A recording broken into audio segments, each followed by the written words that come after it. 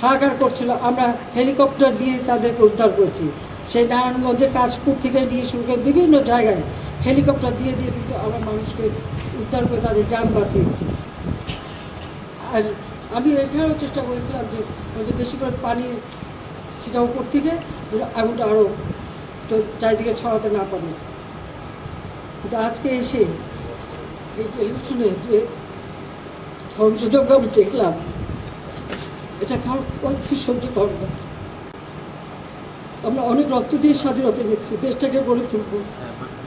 এদেশের মানুষ বিশ্ব দরবারে মাথা উঁচু করে চলবে। আর আজকে সেখানে কি হলো? আজকে সেই সম্মানটা ধুলা মিটিয়ে দিল।